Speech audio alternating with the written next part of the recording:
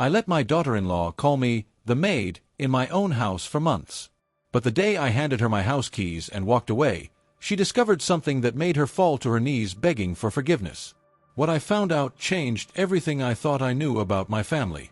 My name is Margaret, I'm 62 years old, and for the last 3 years, I've been treated like hired help in the home I've lived in for 35 years. The house my late husband and I built with our own hands. The house where I raised my son David. The house that should have been my safe place became my prison. And the worst part? My own son watched it happen and said nothing. If you've ever felt invisible in your own home, if you've ever been taken for granted by the people you love most, or if you've ever wondered if standing up for yourself is worth losing everything, this story is going to hit you hard. Because what happened to me could happen to anyone. And what I discovered at the end will shock you. Before we dive in, if you enjoy real-life stories about family drama, betrayal, and people finally standing up for themselves, hit that subscribe button right now. And please, leave a like on this video. It helps this channel grow and bring you more stories like this one. Your support means everything. It started 3 years ago when David brought Jessica home for the first time. I remember that day perfectly. It was a Sunday afternoon in April, and I had just finished planting roses in the front garden. My husband Robert had passed away 2 years before, and gardening had become my therapy. Those roses were going to be beautiful, I just knew it. David called me that morning, excited. "Mom, I'm bringing someone special for lunch. Can you make your famous lasagna?"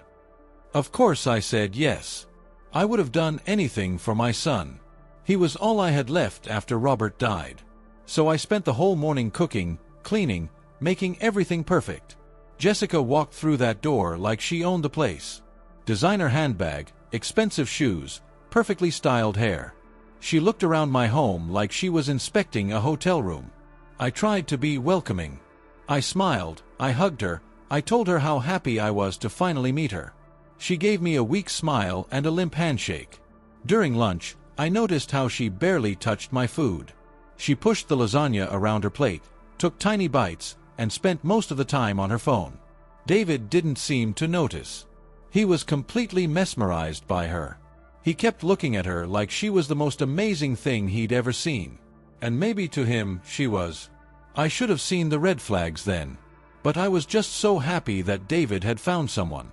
After his father died, he'd been so sad, so lost. Seeing him smile again meant everything to me. So I ignored the way Jessica looked at my furniture like it was trash. I ignored how she forgot to say thank you when she left. I ignored the little voice in my head saying something was wrong. They got engaged 4 months later. David didn't ask for my blessing, he just called and told me, "Mom, Jessica and I are getting married. We're thinking next spring."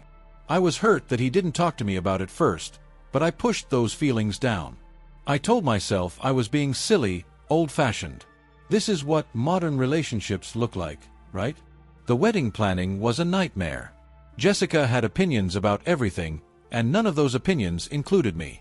She picked the venue without asking me. She chose the flowers, the cake, the decorations, everything, without a single question about what I thought.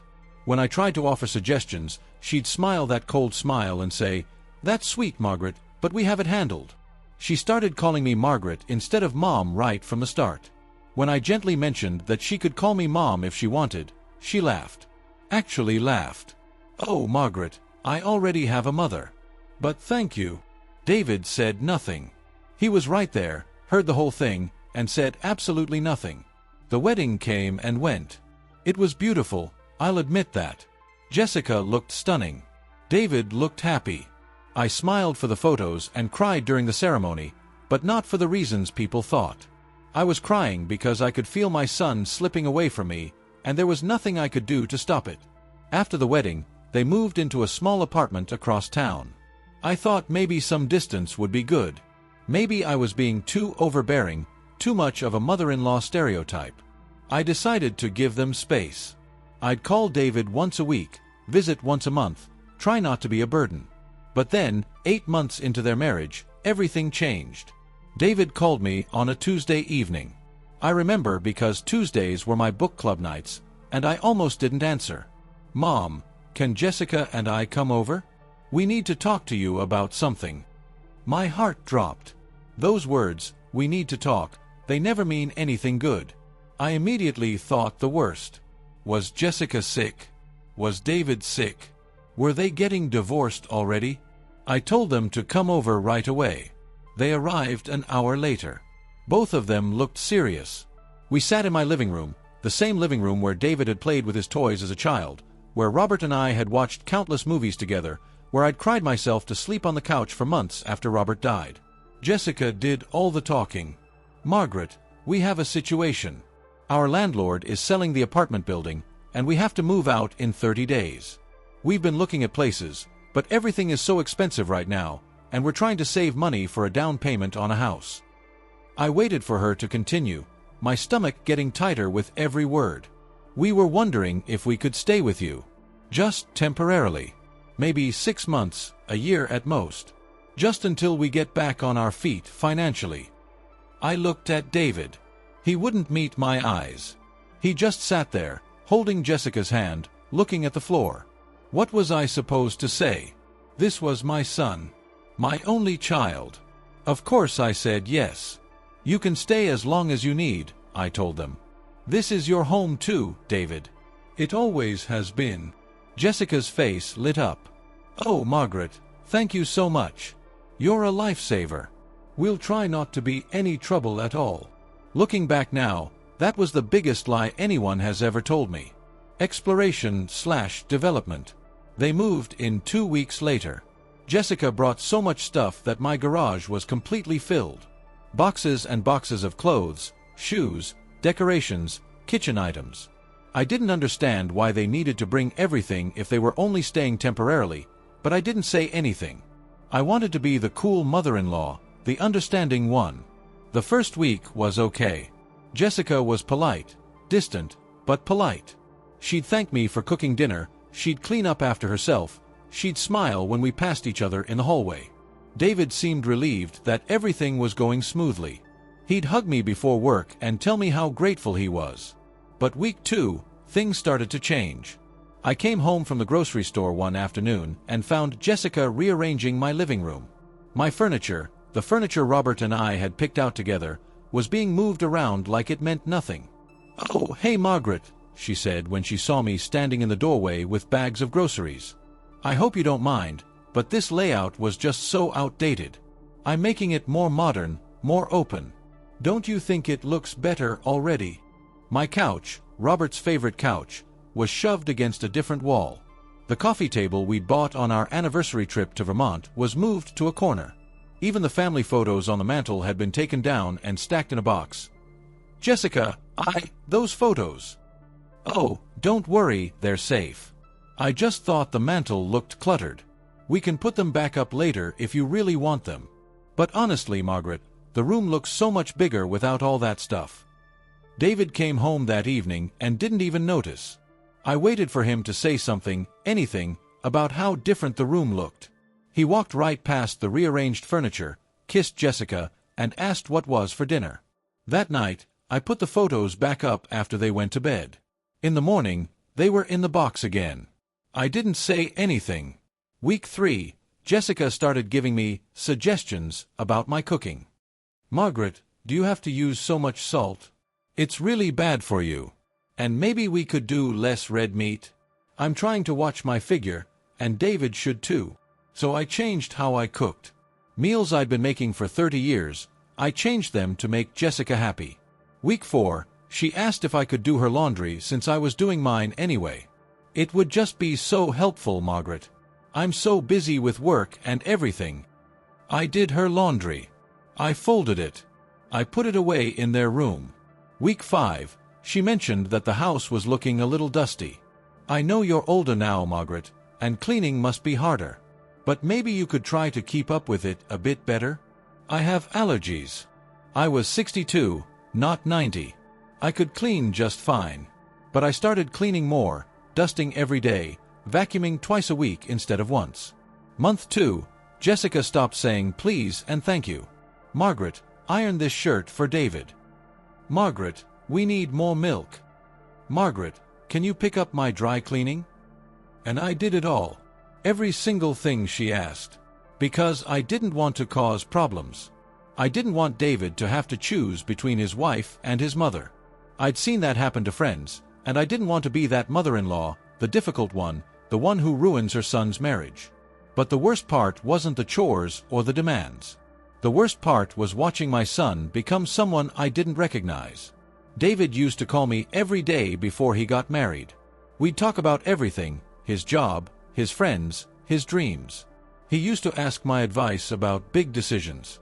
He used to care what I thought. Now, he barely looked at me. He'd come home from work, go straight to Jessica, and they'd disappear into their room. On weekends, they'd sleep until noon while I tiptoed around the house trying not to disturb them. When they finally emerged, Jessica would complain that I'd woken her up with my noise. I was making noise in my own house. At 8 in the morning. And I was apologizing for it. 3 months in, I overheard a conversation that broke something inside me. I was in the kitchen making dinner. They were in the living room, and they didn't know I could hear them through the wall. Jessica was on the phone with someone, probably her mother or a friend. Yeah, we're still at Margaret's. I know, it's taking longer than we thought. But honestly, why would we pay rent somewhere else when we're living here for free? She does everything for us. It's like having a live-in maid, except we don't have to pay her. She laughed. Actually laughed. David feels a little guilty sometimes, but I keep reminding him that she offered. We didn't force her to let us stay. And she seems happy to help. She doesn't have anything else to do anyway. It's not like she has a job or a life or anything. I stood there with a knife in my hand, cutting vegetables for their dinner, and I felt something crack in my chest. Not my heart, exactly, but something close to it. My dignity, maybe. My self-respect. That night at dinner, I watched them eat the meal I'd spent 2 hours preparing. Jessica complained that the chicken was dry. David agreed with her. Neither of them said thank you. After they went to bed, I sat in the kitchen and cried for the first time since Robert's funeral. I cried for the son I'd raised, the kind, thoughtful boy who'd brought me flowers on Mother's Day and told me I was the best mom in the world. I cried for the marriage I thought Robert and I had modeled, the partnership, the respect. I cried for myself, for the woman I'd become, the ghost in her own home. But I still didn't say anything. I still didn't stand up for myself. Because some part of me still believed that if I just tried harder, was better, did more, things would get better. Jessica would see how much I cared. David would remember who I was. Everything would go back to normal. I was so stupid. Month 4 was when Jessica started calling me the maid to my face. It happened during one of her brunches. She'd started inviting her friends over every Sunday, and of course, I was expected to cook and serve them. I'd make mimosas, prepare fancy egg dishes, set out fresh fruit and pastries. Her friends would sit in my dining room, eating my food, and I'd refill their glasses and clear their plates. One of her friends, a blonde woman named Amber, asked who'd made the delicious quiche. Jessica laughed. Oh, the maid made it. She's actually my mother-in-law, but honestly, she's basically our maid at this point. All her friends laughed. Like it was the funniest joke they'd ever heard. I was standing right there in the doorway with a pot of coffee in my hands. They looked at me, laughed, and went back to their conversation like I wasn't even human. David was upstairs. He didn't hear it. Or maybe he did and didn't care. I don't know which is worse. That afternoon, after Jessica's friends left and I'd cleaned up their mess, I knocked on David's door. He was playing video games, wearing the headset I'd bought him for his birthday. David, can we talk? He paused his game, annoyed. What's up, Mom? I need to talk to you about Jessica. About how she's been treating me. He sighed. Actually sighed. Mom, please don't start this. Jessica told me you might try to cause drama. She's been nothing but nice to you. We're grateful for everything you're doing, we really are, but you can't expect Jessica to treat you like you're in charge. This is her home too now. This is my home, David. Mine. I've lived here for 35 years. Your father and I built this house. And Jessica is treating me like hired help. That's not fair, Mom. You're being dramatic. Jessica is just... she's particular about things. She has high standards. That's not a bad thing. She called me the maid today, in front of her friends. David looked uncomfortable. She was probably joking. Jessica has a weird sense of humor sometimes. You're being too sensitive. Too sensitive. My own son told me I was being too sensitive about being humiliated in my own home. I left his room and went to mine. I locked the door, sat on my bed, and I made a decision. I was done. If you're hooked on this story and want to see what happens next, do me a huge favor right now. Hit that subscribe button and turn on notifications so you don't miss the conclusion. And drop a comment telling me what you would do in my situation. Would you stand up for yourself or keep the peace? Your comments help this channel grow and I read every single one. Now let's continue with what happened next. The next morning, I woke up with a clarity I hadn't felt in months. Maybe years. I knew exactly what I needed to do, but I also knew I had to be smart about it. I couldn't just kick them out. That would make me the villain in David's eyes forever. Jessica would twist it, make herself the victim, and I'd lose my son completely. So I came up with a plan.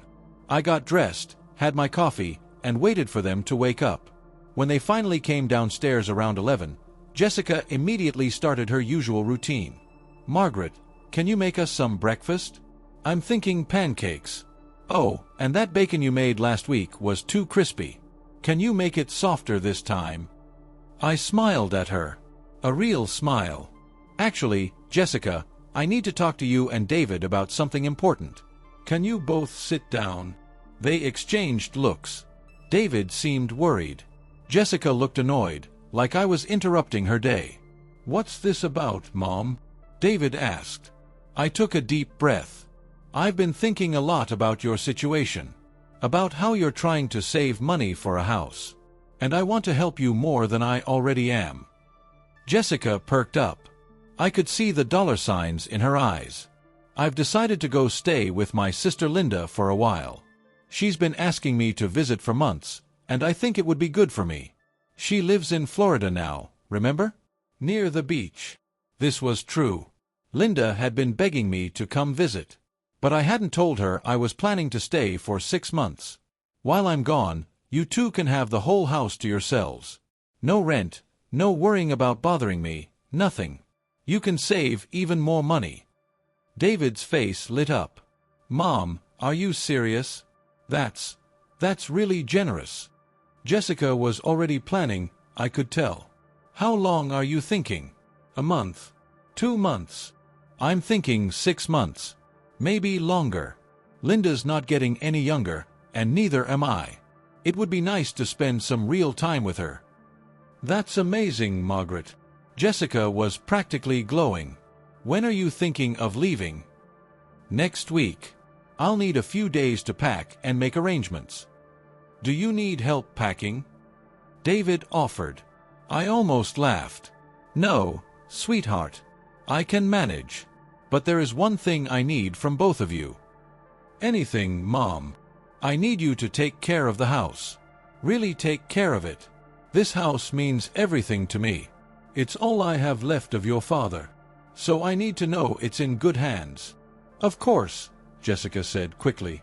"We'll treat it like our own." "That's what I was afraid of." "Great. Then I'll need you both to sign a house-sitting agreement.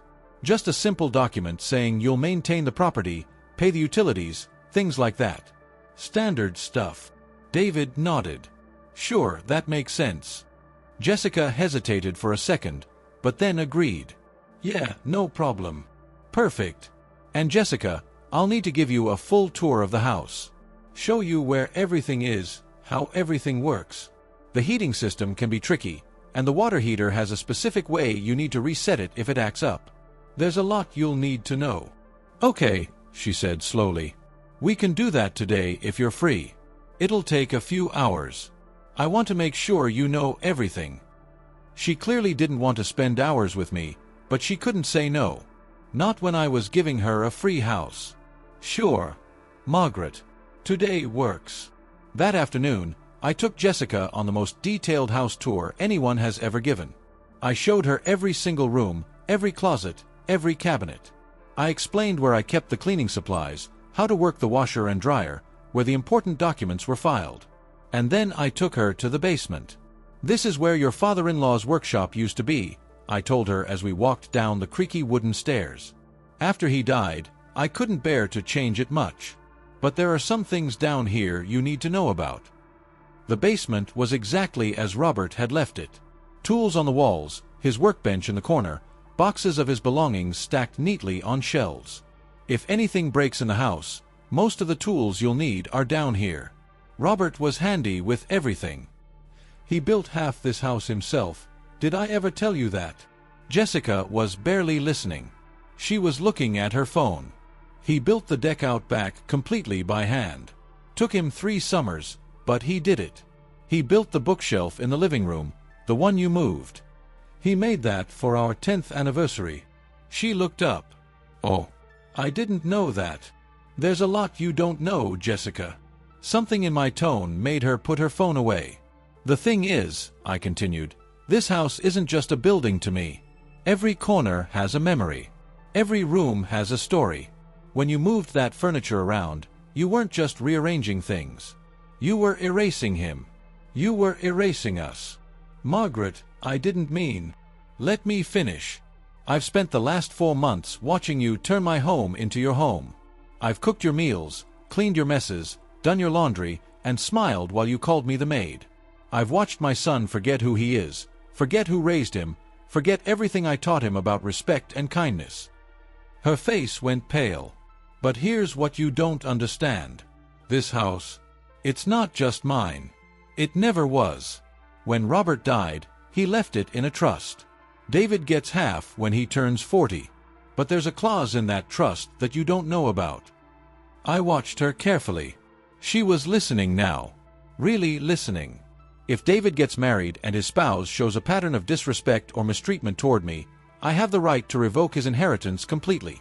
Robert put that in there because he always knew, that the wrong person could try to take advantage of our son. He wanted to protect David, but he also wanted to protect me. This was completely made up. There was no such clause. But Jessica didn't know that. "So here's what's going to happen. I'm going to leave next week, like I said. You're going to have this house to yourselves. And during that time, you're going to have a choice. You can continue treating this place, and me, like garbage. You can keep calling me the maid. You can keep turning my son into someone I don't recognize. Or, you can take this time to think about the kind of person you want to be. The kind of marriage you want to have. Margaret, I think there's been a misunderstanding." "No misunderstanding. I heard you on the phone, Jessica. I heard you call me a maid. I heard you laugh about how you're living here for free and have someone to do everything for you. I heard you tell whoever you were talking to that I don't have a life." Tears were forming in her eyes now. Real ones, I think. "I know you think I'm just some old woman who's too weak to stand up for herself. And maybe I was. But not anymore. So when I come back in 6 months, things are going to be different. You're going to show me respect, or you're going to move out. And if David has a problem with that, if he chooses you over basic human decency, then maybe Robert was right to put that clause in the trust." I turned and walked back upstairs, leaving her standing in the basement surrounded by Robert's things. That evening, Jessica was different. Quiet. Thoughtful. She helped me make dinner without being asked. She said please and thank you. She even asked about my day. David noticed. "You okay, babe? You seem off." "I'm fine. Just tired." That night, I heard them arguing in their room. I couldn't make out all the words, but I heard Jessica crying. I heard David's voice getting louder. I heard my name mentioned several times. The next morning, Jessica apologized. "Margaret, can I talk to you?" We sat at the kitchen table. She'd been crying. Her eyes were red and puffy. "I'm so sorry. For everything. For how I've treated you, for the things I said, for all of it. I was raised in a house where my mom did everything for everyone, and I fell into that pattern without thinking about how it affected you. That's not an excuse. There is no excuse. I was wrong. I didn't say anything. I just waited. When you took me to the basement yesterday and told me about the trust, About the clause, I panicked. I'm not going to lie. My first thought was about the money, about the house, and that made me realize how messed up I've become. This shouldn't be about inheritance or money. This should be about family, about respect, about being a decent human being. She wiped her eyes. I talked to David last night. Really talked to him. I told him everything you said, and I told him everything I've done. He was shocked. He said he didn't realize how bad it had gotten. He's been so focused on work, on saving money, that he stopped paying attention. But that's not an excuse for him either. Where is David now? I asked. He went for a drive. He needed to think. But before he left, he told me that if I couldn't treat you with respect, we'd be moving out. Not in 6 months. And he meant it. I could see it in his eyes. I felt something loosen in my chest. Maybe I hadn't lost my son after all. Jessica, I don't hate you. I want you to know that. I don't even dislike you. But I can't live like this anymore. I won't. I deserve better than that. And honestly, so does David. The man he's becoming under your influence? That's not who he really is. I know. And I'm going to fix it. I'm going to be better. I promise. We sat in silence for a moment. I'm still going to Florida, I told her. I think we all need some space. And you two need to figure out who you want to be as a couple, without me here. But when I come back, things will be different. They have to be. They will be. I swear. David came home an hour later. He walked straight to me and hugged me tighter than he had in years. I'm sorry, Mom. I'm so sorry. I don't know what happened to me. I don't know how I let things get this bad. You're my mother. You're the most important person in my life, and I forgot that. I forgot what Dad taught me about treating people with respect, especially the people we love most. I held my son and cried. Really cried. All the pain and hurt and loneliness from the past 4 months came pouring out. I love you, David. But I can't keep living like this. I won't. You won't have to. I promise. Things are going to change. The week before I left for Florida was different. Jessica cooked dinner twice. David helped with the dishes without being asked. They both started saying please and thank you again. Jessica even asked me about my day, about my book club, about Linda and what I was planning to do in Florida. It felt fragile, like glass that could shatter at any moment. But it was something. The day I left, they both helped me pack the car. Jessica hugged me goodbye and whispered another apology. David told me to call him every day and to have fun with Aunt Linda. As I drove away from the house, I looked in the rearview mirror and saw them standing in the driveway, waving. And for the first time in months, I felt like maybe, just maybe, things would be okay. Florida was exactly what I needed. Linda's house was right on the beach, and we spent our days walking on the sand, reading books, and talking about everything. I told her the whole story. She was furious. You should have called me sooner, she said. I would have driven up there and put that girl in her place myself. I know. But I had to handle it my own way. Well, you handled it perfectly. I'm proud of you. David called me every day like he promised. At first, the conversations were awkward, stilted. But slowly, we started talking like we used to. He told me about work, about his plans, about what he and Jessica were doing with the house. We've been taking really good care of it, Mom. Jessica's been learning how to cook some of your recipes. She wanted to surprise you when you get back. And we've been keeping everything clean and organized. That's good, sweetheart. I've also been thinking a lot.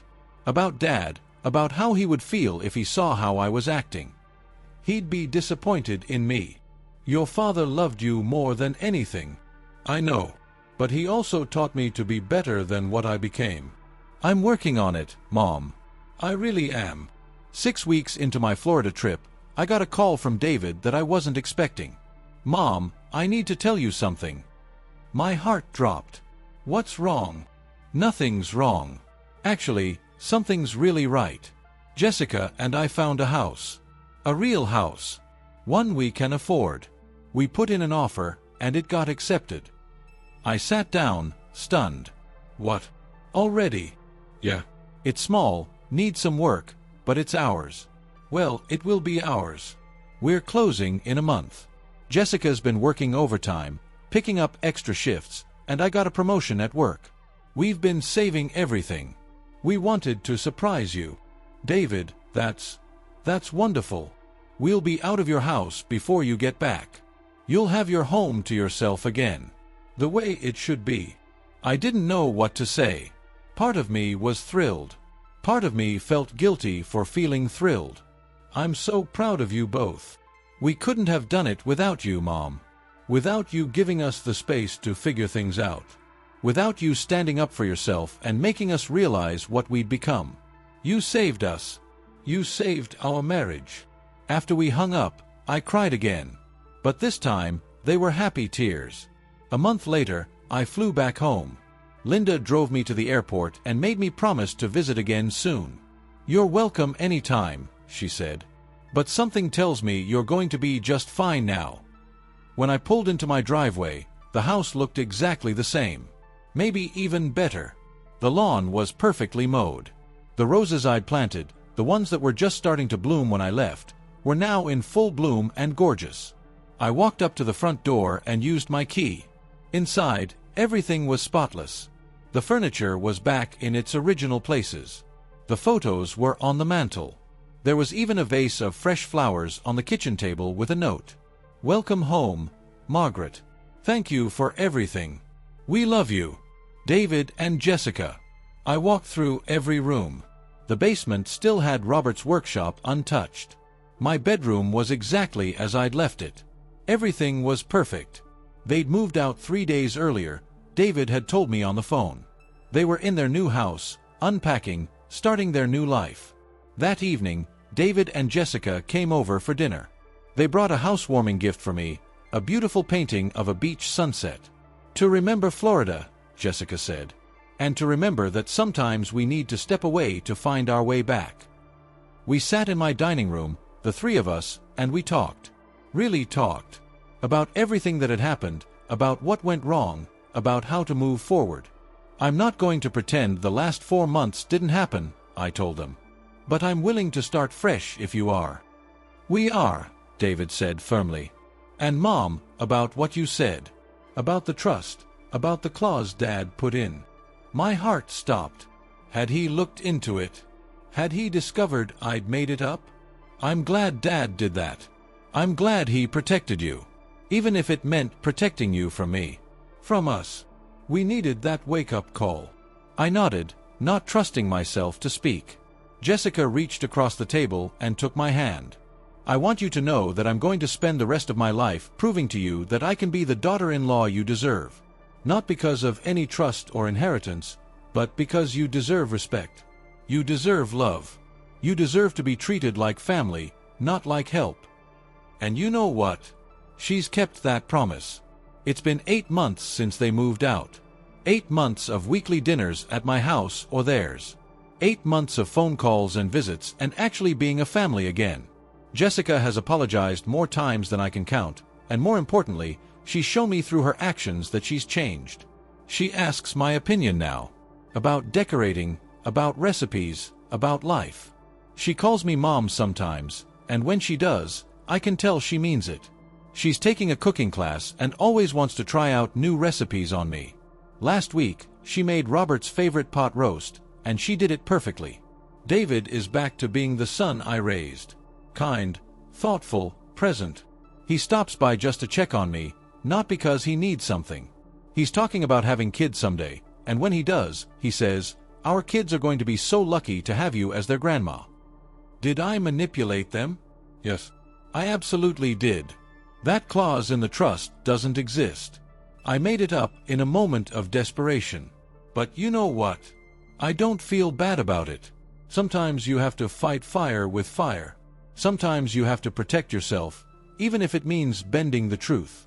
Because here's what I learned through all of this. Being kind doesn't mean being a doormat. Being a good mother doesn't mean accepting disrespect. And standing up for yourself doesn't make you difficult or dramatic or too sensitive. It makes you human. I think about that day in the basement a lot. The look on Jessica's face when I told her about the clause. The fear, yes, but also the realization. Sometimes people need to be scared straight. Sometimes they need to see what they have to lose before they appreciate what they have. And the truth is, if Robert had known what was going to happen, he probably would have put that clause in the trust. He was protective of me. He always said I was too nice for my own good, that someday someone would take advantage of that. He was right. I miss him every day. But I think he'd be proud of how I handled this. I think he'd be proud that I finally stood up for myself. And I think he'd be happy to see David and Jessica in their own home, building their own life, but doing it the right way this time. My house feels like mine again. I rearranged the living room back to how Robert and I had it. I put our photos back up. I planted more roses. I'm taking a watercolor painting class on Thursdays. I joined a new book club. I'm living my life, not serving someone else's. And when David and Jessica come over, they're guests in my home. Welcome guests. Loved guests. But guests who know that this is my space, my sanctuary, my castle. Before we get to the final part of this story, I need you to do something for me. If this story is resonating with you, if you've ever felt taken for granted or disrespected by family, hit that subscribe button right now. This channel is all about real stories from real people who finally stood up for themselves. And please, drop a comment below telling me your thoughts. Have you ever had to stand up to family? How did it turn out? I read every single comment, and your stories inspire me to keep making these videos. Now let's finish this story with what I learned and what happened next. So that's my story. But it doesn't end there. Because the truth is, what happened after they moved out taught me even more than what happened while they were living with me. About 3 months after David and Jessica moved into their new house, Jessica called me. Not David. Jessica.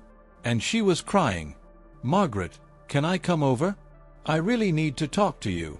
My first instinct was panic. Is David okay? Did something happen? No, he's fine. Everyone's fine. I need your advice. About something personal. She came over that afternoon with red eyes and a box of tissues. We sat in the living room, the same room where months earlier she'd rearranged all my furniture without asking. What's going on, sweetheart? I asked.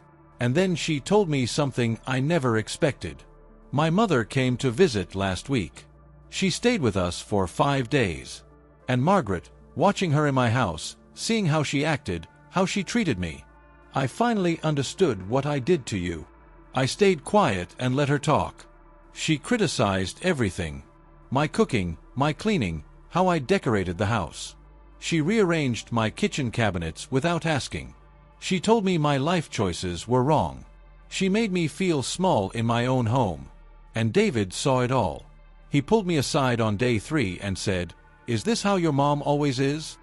And I said yes. And he said, "Is this how you were with my mom?" Jessica wiped her eyes. I didn't want to see it before. I told myself I was different, that I was just being helpful, that you were being too sensitive. But I wasn't different at all.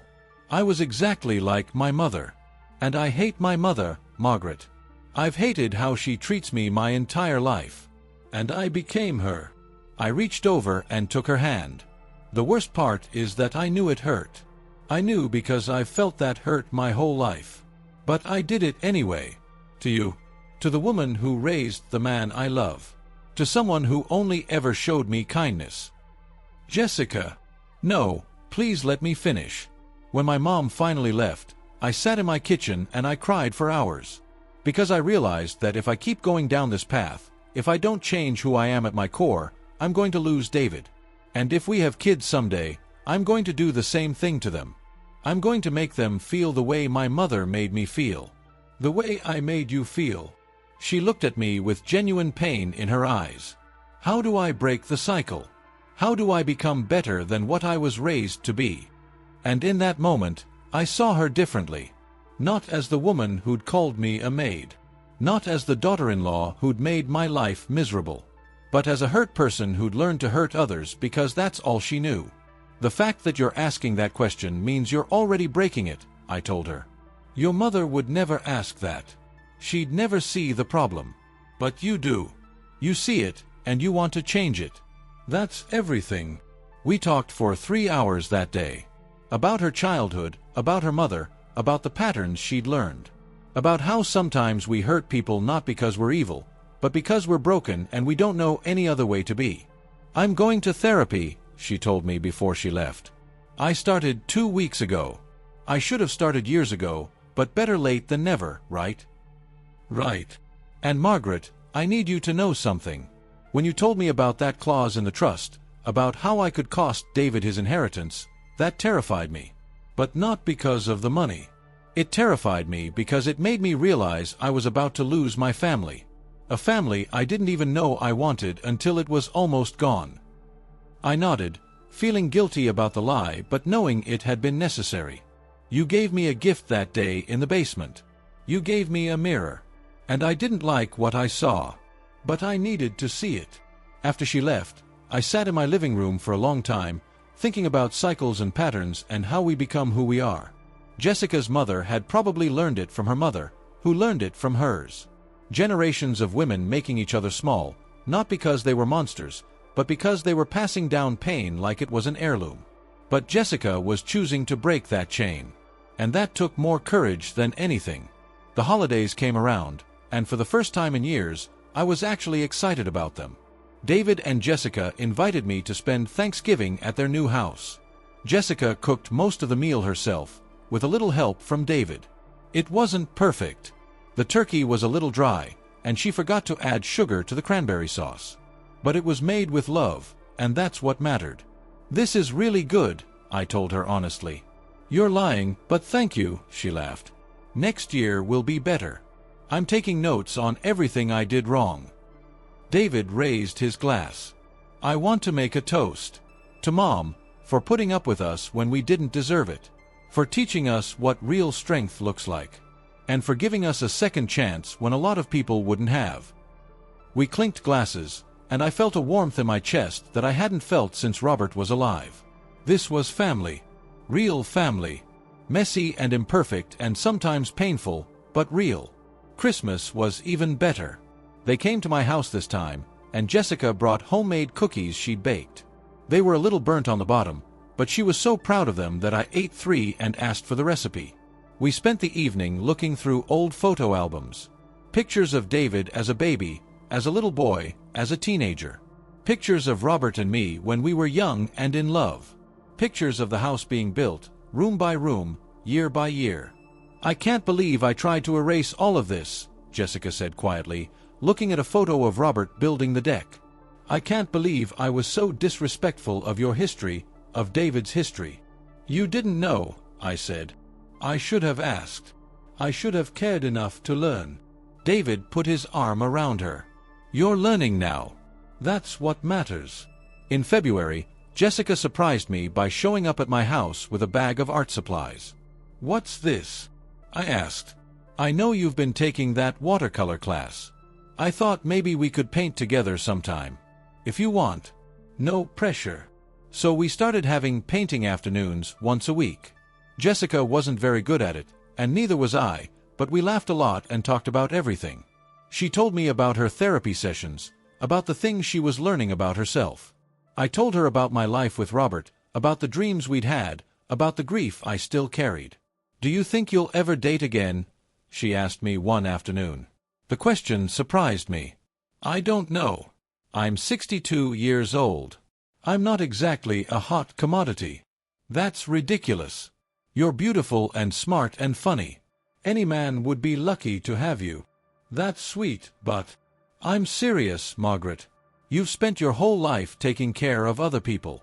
Robert, David, me and David when we didn't deserve it. When do you get to be taken care of? I didn't have an answer to that. But her question stuck with me. And a few weeks later, I did something I never thought I'd do.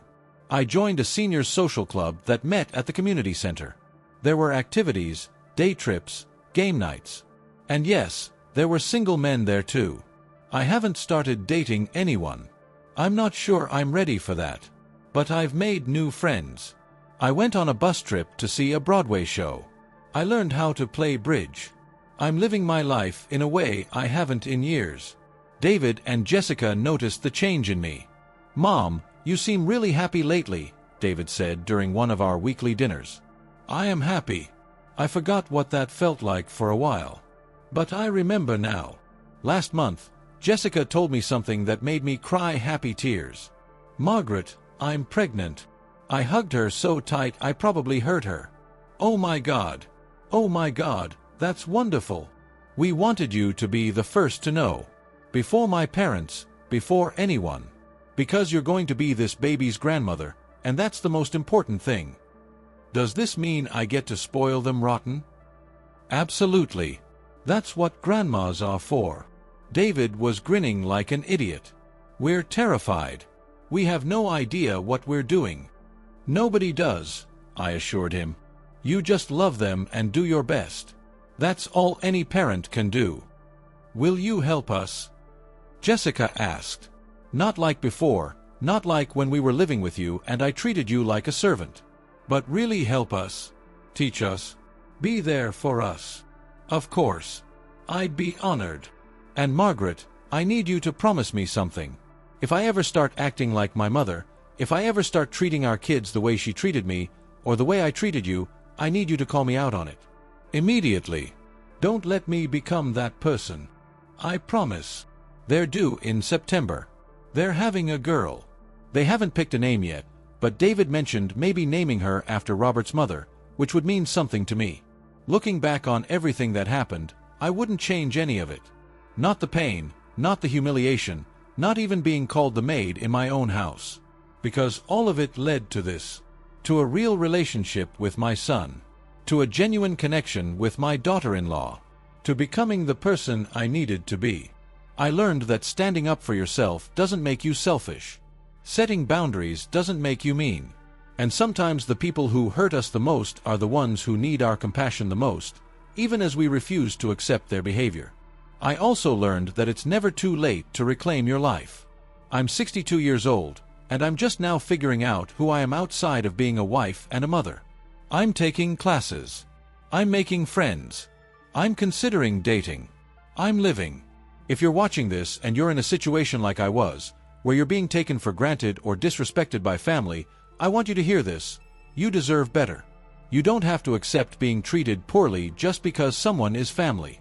Blood doesn't give anyone the right to make you feel small. Stand up for yourself. Set boundaries. Walk away if you need to.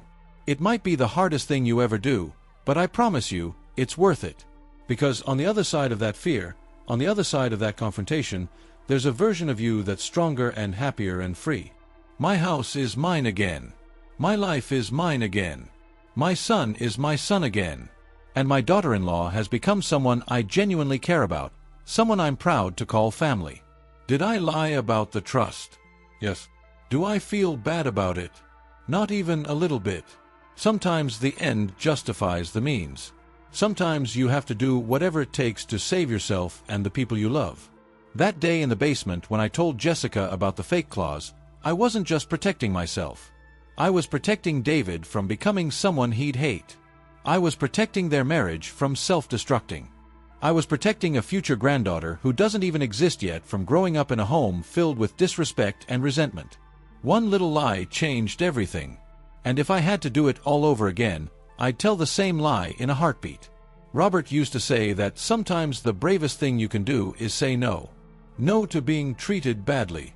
No to accepting less than you deserve.